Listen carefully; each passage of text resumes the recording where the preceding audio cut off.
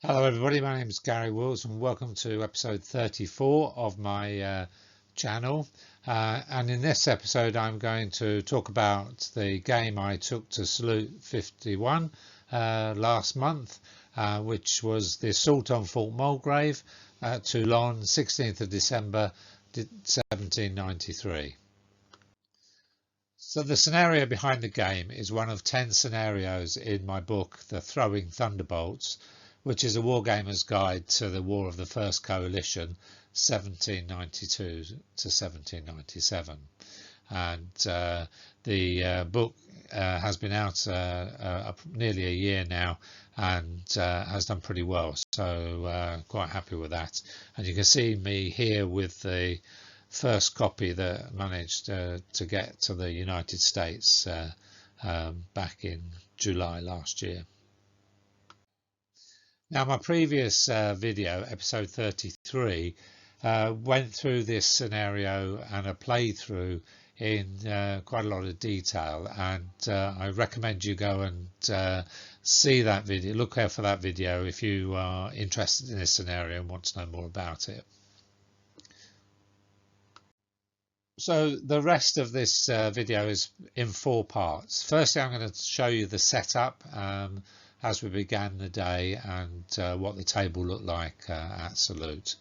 And then I'm going to show you a slideshow of the morning game. So we ran the game morning and afternoon as 2 participation games with the players playing the part of the French column commanders.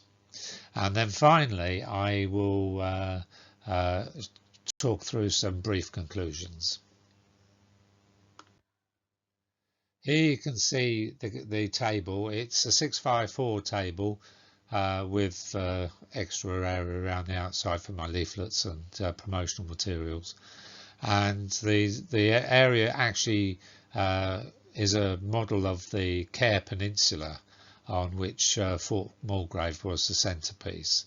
The peninsula is at the mouth of the harbour of Toulon, and this was Napoleon's plan. By taking the peninsula and taking the guns in the various forts, and you can see 2 permanent fortifications at the top of the photograph, those would then enable the French Republicans to bombard the British ships and their allied shipping in the roads of Toulon and force their withdrawal. Here you can see me completing the setup, which you can now see from a different angle, and the fortifications, the permanent fortifications at the tips of the peninsula are obvious now on the right of this photograph. It also gives you an idea of how vast the hall is for Salute and how much room there is between the tables.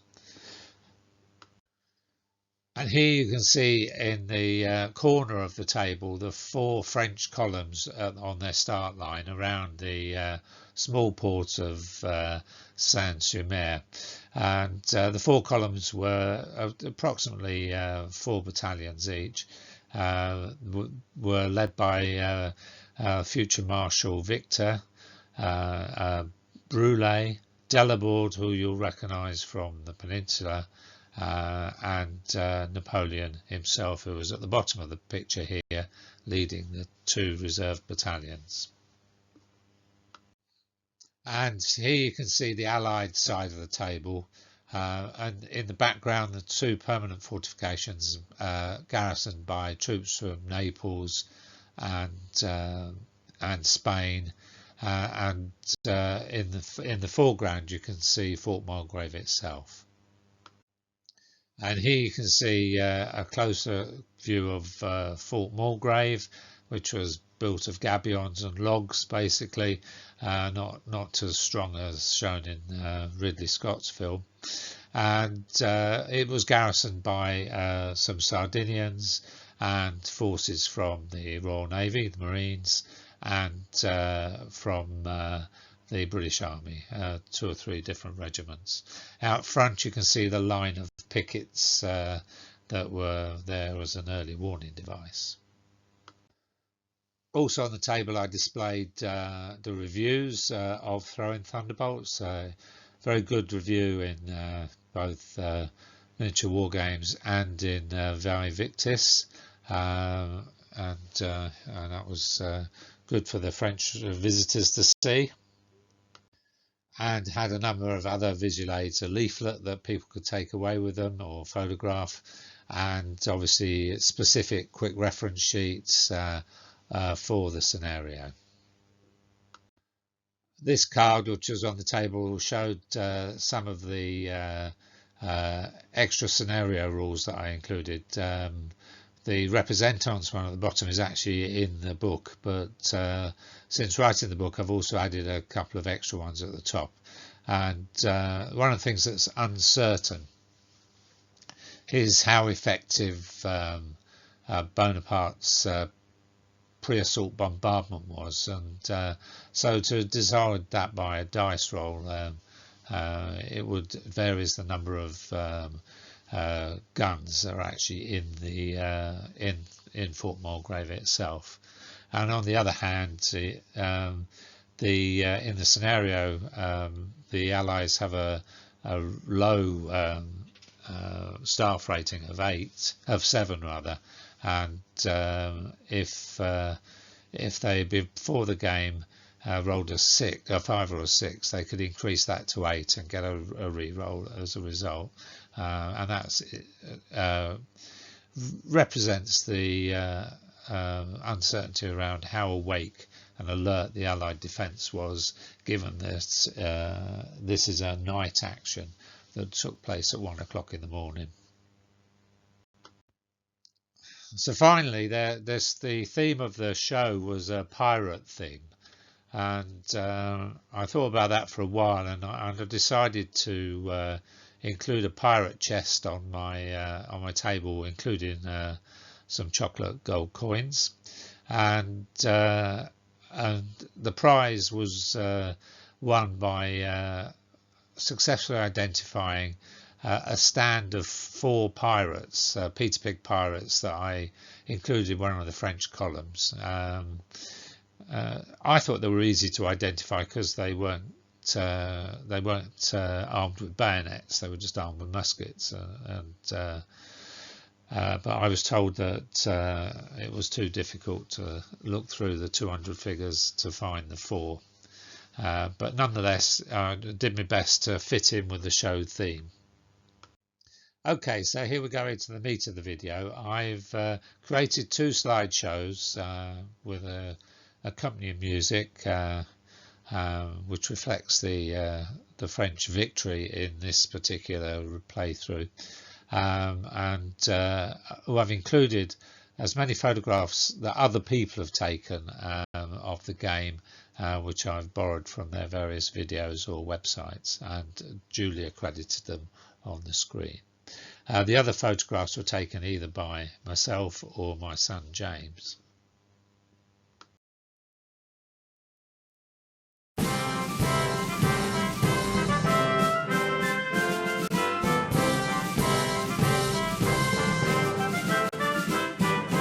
Ah, ça ira, ça ira, ça ira. Le peuple en ce jour sans cesse répète. Ah, ça ira, ça ira, ça ira. Malgré les mutins, tout réussira. Nos ennemis confus en restent là. Et nous allons chanter Alléluia. Ah, ça ira, ça ira, ça ira. Quand Bruno jadis du cœur j'ai par là. Comme un prophète, il prédit cela. En chantant ma chansonnette.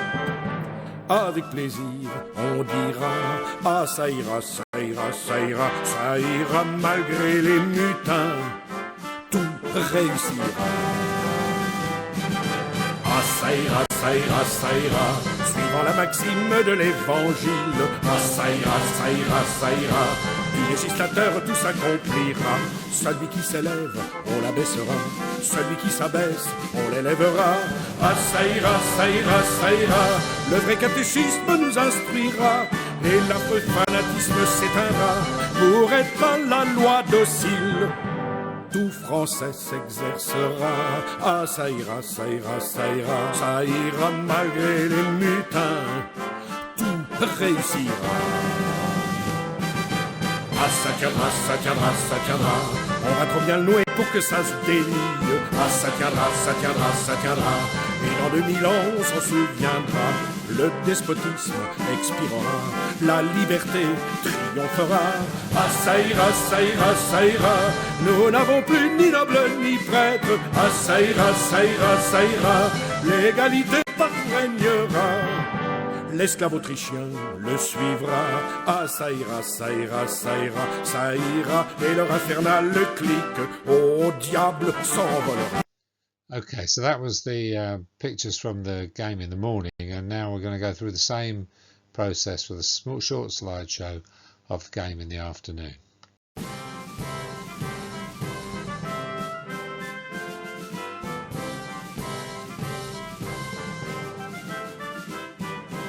Ah ça ira, ça ira, ça ira. Le peuple en ce jour sans cesse répète. Ah ça ira, ça ira, ça ira. Malgré les mutins tout réussira. Nos ennemis confus en restent là. Et nous allons chanter Alléluia. Ah ça ira, ça ira, ça ira. Quand nos jadis du clergé par là. Comme un prophète il prédit cela. En chantant ma chansonnette. Avec plaisir, on dira, ah ça ira, ça ira, ça ira, ça ira, malgré les mutins, tout réussira. Ah ça ira. So I'd just like to finish the video with a few conclusions based on the day. Overall, it was a great day. We had 6 players play the game during the day, and the encouraging thing was they all stayed to see the game through to completion, which was the best part of 2 hours, both morning and afternoon. So I was very pleased with that. The black powder rules are very easy for new players to pick up and get going, and within a few turns they were running the games by themselves, so that was a great success. And obviously one of the objectives of the day was to raise the awareness of Throwing Thunderbolts, and certainly did that, and several of the visitors to the table already had purchased the book, which was great. The scenario specific rules for night movement and increased blunders and the like seem to work pretty well, and I'm very happy with those. They've been tested quite a lot over the last few months, and on 2 occasions at shows. So the French won both games pretty easily on this day. They had the luck of the dice and wherewithal. You could make it harder for them by treating the redoubts as buildings rather than obstacles, which would give them a close combat modifier, but I don't think it's really necessary in my games. The French have lost due to the withering cannon fire, but that remains a choice that you have. And finally, it's also clear that you need to be up on the support rules as regards artillery in the redoubts, as it has a big impact on how the game plays. Fort Mulgrave had a combined, well, in fact, all of the big 3 redoubts had combined artillery and infantry garrisons, and the way I played it is the defender had the choice as to whether the artillery were defending on the first line and therefore giving closing fire, or the infantry were. And obviously the benefits of artillery giving closing fire is that they're much more likely to generate break tests amongst the attackers.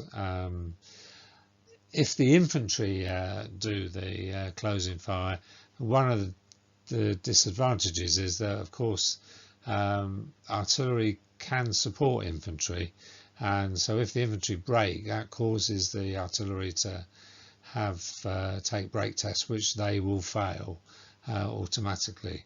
So you need to you need to understand the complexities of the support rules, because the artillery breaking has no impact on the infantry who ignore them. And so that's well worth bearing in mind as you play this scenario.